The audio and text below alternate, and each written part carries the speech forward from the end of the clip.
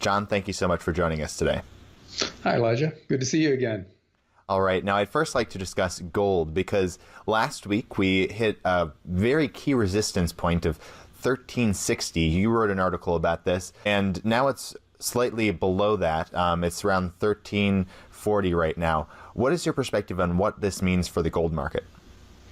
Well, there were a couple of important technical issues with gold because it had a nice run from mid-December, give or take, to mid-January when it added a couple of $100 an ounce. But it got ahead of itself for a couple of reasons. One is that it blew through the 50-day moving average and kept on going. It spiked way above that. That is another way of saying it got overbought. And historically, when anything does that, there's the chance of a correction. At the same time that was happening, it reached the 1360 level, which has been resistance for the past 5 or so years. It's hit that level and maybe spiked just a little bit above it several times in the recent past, and every single time it's been whacked back down.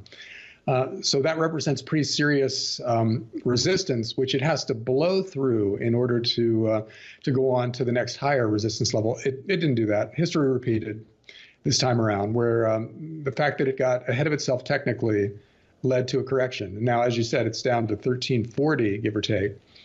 And that's to be expected, unfortunately. It would have been nice if it blew through all its resistance and kept on going this time.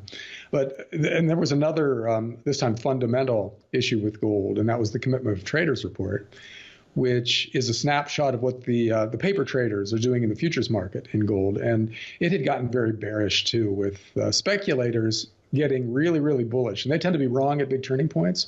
So when they get extremely optimistic, usually they're going to be fleeced by some of the other players in that market. And that also happened this time. So it's possible from a technical standpoint that we have to wait a little while for gold and silver to consolidate down here and for the speculators to decide that it's going down instead of up and start selling it short. And then we can be off to the races again.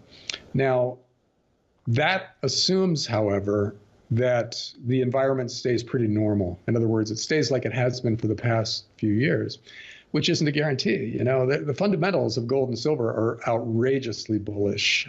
Debt keeps soaring, and the dollar is getting weaker lately, and lots of other things are happening. China and Russia are buying gold aggressively, and India is buying silver and gold aggressively. You put those things together, and you get the kind of conditions in which something like gold and silver, which are basically small markets compared to the amount of paper that's out there, can really take off. So if it was just fundamentals, and not short-term technicals that we were looking at, you'd have to say you should be buying with both hands right now, because the other big players who matter in this market, in the physical market at least, are also buying with both hands. China and Russia are adding record amounts of gold to their stockpiles, and India is always a pretty aggressive buyer of precious metals. Eventually, those guys are going to win because they're on the right side of financial history here, because the rest of the world is borrowing insane amounts of money and creating conditions in which some kind of currency reset is the only way out of this. We can have a huge crisis in which the dollar collapses, or in which the bond market collapses and we have a depression, or we can do a currency reset in which we say, okay, from now on, the dollar is worth 1/10,000th of an ounce of gold, which is to say gold is now worth $10,000 an ounce. And those two things are exchangeable for each other. So we'll go back to some kind of a gold standard and go forward that way with sound money. But the process of getting there means everybody who's saving fiat currencies loses a lot of value. And everybody who's holding precious metals, which are older forms of money and which are going to be the basis of the next monetary system, makes out. If your gold goes from 1340 today to $10,000 an ounce, you had a really nice capital gain there. And it's the kind of thing that, based on history again, when they've done currency resets in the past, they do them by surprise, because you can't announce that you're thinking about it and you're debating what price to do it at and stuff like that, because everybody will front run you, and the benefit of the currency reset won't be felt by governments, it'll be felt by individuals. Well, what they want to do is spring it by surprise. So some Sunday evening, they'll announce, okay, we're going back to the gold standard. And so you won't have a chance to position yourself for that change. So the only solution now is to own a lot of the beneficiaries of that kind of currency reset, which is gold and silver, and as little as possible of the fiat currencies, which will diminish in value dramatically when that happens. Right, and I know you mentioned the dollar, and recently, just last week, we saw new lows for the dollar we haven't seen in years. It was a 3-year low it hit. What is your perspective on what is your perspective on the dollar index chart right now? Well, it's interesting because U.S. interest rates are going up, which ought to be bullish for the dollar, right? Treasury bonds, 10-year treasuries yield a lot more than they did a couple of years ago, which should make them more attractive for the rest of the world. That's not the way it's playing out. The dollar has been falling dramatically. It's not clear what's causing that. Because remember, when we talk about the dollar index, it's the dollar measured against other fiat currencies, and they're all falling. So when one is relatively strong, the others are relatively weak, in the context of all of them losing value at more or less the same rate, with just a little difference, which leads to the strong-weak dynamic in the currency markets. So the dollar is now falling against the euro and the yen and most of the other major currencies out there.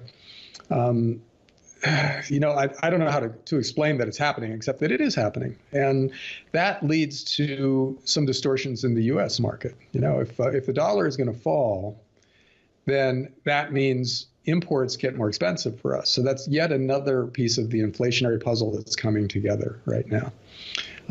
Wages are starting to go up because the labor markets are tightening. The price of a lot of raw materials have been going up lately in concert with the dollar falling, which is inflationary.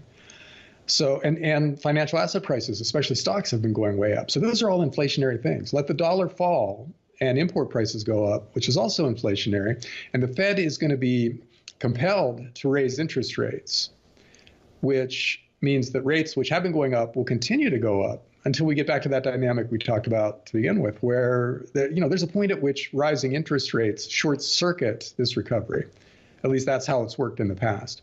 And we don't know what the rate is. We don't know what the number is that breaks the back of the equities bull market, for instance. But as long as rates keep going up, we know we're getting closer to that number. And the falling dollar is part of that dynamic. If the dollar keeps falling and interest rates keep going up and import prices keep going up, then at some point we're going to have kind of a phase change in the psychology of the markets where people stop thinking that rates are going to stay low forever and start thinking they're going to rise forever. And that is terrifying for a lot of people in the financial markets. We could have a huge bear market in bonds if this keeps happening, because remember, bond prices are just the reciprocal of interest rates. If interest rates go up, that's the same thing as saying bond prices are going down, which they have been lately. Bond funds are sitting on big losses now because of the increase in U.S. long-term interest rates lately. Let that continue, and the losses will just mount until people in the bond markets finally get extremely negative. And when they start selling off bonds in a panicky way, and remember, the bond market is bigger than the stock market globally. So that's a ton of money. That's trillions and trillions and trillions of dollars out there that could be flowing out of sovereign bonds and looking for a new home. That's going to be really disruptive for the bond market and maybe really beneficial for whatever markets that money flows into. I kind of think it'll be precious metals to an extent because that's where people hide out in times of turmoil. So a bond market crisis could set off a huge bull run for precious metals. We'll see. This world isn't exactly analogous to previous cycles. So we can't know for sure that one thing that did something in the past will do the same thing in the future. But I kind of tend to think that financial laws can be bent but not broken. And eventually, the things that we're doing now will reap the same negative rewards that they've reaped in the past. When people borrow too much money, bad stuff happens. And it's usually the same bad things over and over again. And that, therefore, probably those bad things will happen sometime in our future. But we've got a few differences this time, which are mainly the world's central banks, armed with unlimited printing presses, are willing to basically buy as many financial assets as they need to stabilize their systems. So when the next crisis comes, they'll jump back in, and we'll see what happens. Whether they have the power to stop an implosion in the bond market, for instance, that's not clear. Whether they can stop a resulting equities bear market, responding to, or because the bond markets are imploding, maybe equities will also implode because of higher interest rates. Can the central banks of the world stop that? We don't know. We know they'll probably try when the time comes, and they'll do things that are even experimental by current standards. In other words, they'll make the last batch of QE look kind of pedestrian by comparison. Because they'll not only be buying bonds, they'll buy equities, maybe real estate, who knows? They'll be buying all kinds of financial assets. And that's going to distort the market in ways that the markets have never been distorted before. So we will see. It's a fascinating thing that's coming up. And we're seeing the early stages of the catalysts forming now for the next phase of experimental monetary policy. From a policy wonk standpoint, this is fascinating. This is amazing to watch. From an investor standpoint, it's terrifying because it's hard to know exactly what's going to happen when all of these moving parts really start moving. But I think that the safest bet right now remains precious metals and well-chosen real estate and maybe some energy assets, real things that go up in value relative to fiat currencies when fiat currencies are devalued. But I tell you what, there are no guarantees, Elijah. This time around is going to be scary and fascinating and potentially extremely profitable, but not in ways that are crystal clear today. Right, and kind of expanding on how interest rates seem to just keep going up, you've talked about how this also means that the cost of debt is going up. That's just another way of saying, if interest rates are going up, then the cost of debt, that's just another way of saying it, that the cost of debt is going to go up, and we're really not prepared for that. No. One of the chapter headings for The Money Bubble, a book James Turk and I wrote way back in 2014, is the variable rate world. And that's about how so many different segments of society have taken on debt that has a cost that varies with the level of interest rates. In other words, governments have borrowed tons of money at the very short end of the yield curve, which means they have to roll that debt over every year, every 2 or 3 years. And we're talking $5 or $10 trillion a year around the world that has to be rolled over each year. Well, if interest rates go up, they have to roll that debt over at a higher cost, which means their budget gets blown up by their interest costs, which have, heretofore been nice and low. Well, let their interest costs double, and all of a sudden, a lot of governments are, kind of functionally bankrupt. Same thing with individuals. We've got, as we talked about, the savings rate in the U.S. plunging, which is the same thing as saying consumers are borrowing a ton of new money. Well, a lot of that debt varies with the level of interest rates. So not only are we taking on new debt that has a cost at the current interest rate, but that interest rate is going to go up and the cost is going to go up. And to the extent that consumers are already tapped out, in other words, the savings rate is at or near record low levels, they don't have a lot of new borrowing capacity already, at today's interest rates. Well, let interest rates go up and let their interest costs go up further. And they're not going to be buying much new stuff that they don't need with money that they don't have. And in fact, they'll be selling their toys. I think RVs or recreational vehicles are a classic short candidate in this kind of a market, as are boat makers and the guys who make vacation homes. The big toys are the things that get sold first when consumers run out of money. And the trend is towards consumers running out of money pretty soon because you can't keep borrowing against your credit cards to the point where you've got a negative savings rate. That can't last for very long. In other words, you're spending more than you're making year after year. And we're not that far from that. We're heading towards a zero savings rate, which is to say we're actually going to be borrowing. We're going to be spending everything we make and then borrowing more on top of that. And that's completely unsustainable. That blows up the system when that happens.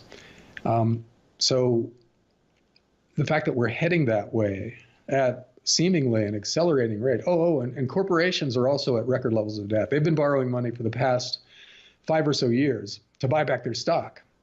So they've done well with that so far. They borrowed money at next to nothing. They've bought back their stock at prices that are lower than they are today. So they are feeling kind of smart right now. But when equity prices start to fall and interest rates continue to go up, the reverse will be true for corporations. A lot of their debt will have to be rolled over. And to the extent that they're still borrowing to finance whatever it is they're doing, they'll have to do it at a higher and higher rate. And then their finances will look increasingly bad, and their equity values, because of that, will look bad. Everything that has been going well for the past 5 or 6 years shifts into reverse when interest rates reach a certain point. And so again, the question is, what's that point? Are we there, or is it another 100 basis points on the 10-year? We don't know that now. We'll find out over the next couple of years, and then we'll wish we had guessed exactly right. Pick the perfect time to start shorting stocks and bonds and snarping up gold and silver. And a few people are probably going to do that, and they will become the household names that the guys made famous by The Big Short became after 2008, 2009. So some fortunes are going to be made by the guys who timed this right. And again, we can't know ahead of time what that's going to be or who it's going to be, but it's definitely going to happen. Now, you also have talked about the fourth quarter GDP that was just announced, and how it kind of shows that right now we're kind of in a debt binge, you've said. Well, yeah, GDP was a reasonable headline number. But under the surface, you see that it was only as high as it was because people are borrowing money, mostly against their credit cards, in order to buy stuff. And they've borrowed so much that the savings rate is now at the lowest level it's been in the past decade. By the way, it hit the previous low, as you mentioned, in 2005. And that was a year or two before the system blew up. So if history is any kind of a guide, we're creating the conditions in which we get another 2008, 2009 crisis at some point. It might be a different set of assets blowing up. The housing market is pretty frothy in the U.S., but it's not the raging bubble that it was in 2005, 2006. However, stocks are by almost any valuation measure you want to use, much, much more highly valued now than they were in 2006, for instance. So that's one place where there's an air pocket. Cryptocurrencies are another. We've had this huge run in these new instruments that people are excited about in the same way they were excited about, housing stocks and flipping houses and all things real estate in the last cycle. So they could be a catalyst. If cryptocurrencies turn out to be a bust from here, that could be something that affects the market. Bonds, of course, are in the biggest bull market in history. The bond bull market that we have today started in the 1980s, and it's been going for basically the lifetimes of most living Americans. Long-term rates were 15, 16% in 1980, 1981, and they've been dropping steadily for all of that time. And in that time, immense amounts of money have flowed into fixed income. Well, if this is the end of the bull market and interest rates are going to start going back up, then you have the real potential for a crisis in the bond market.